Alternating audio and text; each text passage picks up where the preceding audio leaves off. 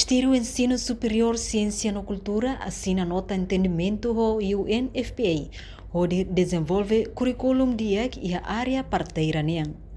E a segunda-feira, Ministro do Ensino Superior, Ciência e Cultura, José Honório da Costa Pereira, halou assinatura nota entendimento com a Organização Nações Unidas para Fundo População UNFPA. Portanto, o Ministério e o Comitê Macas, Serviço Hamuto com Nações Unidas, hadia a qualidade de educação e a Timor-Leste, lihusi formação oi, liudeu e a área saúde. Tuirmai acompanha a declaração completa, o Ministro do Ensino Superior, Ciência e Cultura, José Honório da Costa Pereira. A cultura assina memorando nota de entendimento com Fundos Nações Unidas para a População de Timor-Leste.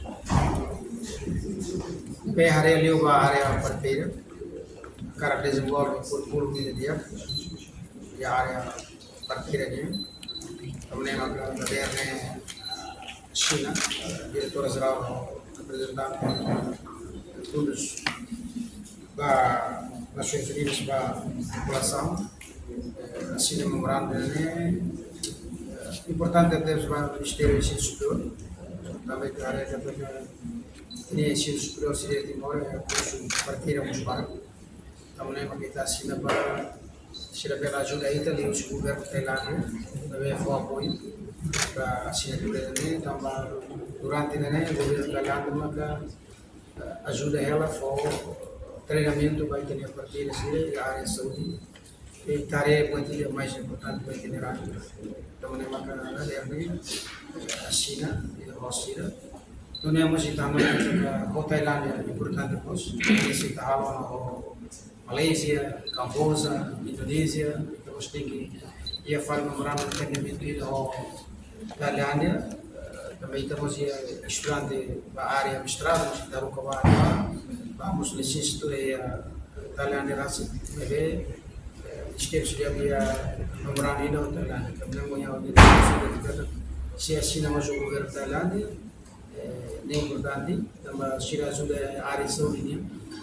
Temos a área terceira que vem ali temos o programa no governo ali do Ministério do Ensino Superior e agora esse vai representar Fundos Nações Unidas para a População e Timor-Leste, onde é técnico e bem contribuiria com o técnico do Ministério do Ensino Superior, parte da cooperação e serviço de atividades, ele realiza assinatura dari ada também uma cara força pública da governo Thailand de ponto a ajuda e a área saúde de Rio Parteira também o senhor embaixador Thailand escreveu da rua como a sua também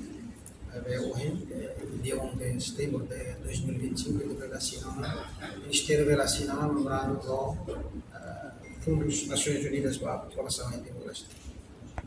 Reportagem Melda Fátima, Televisão Timor-Post.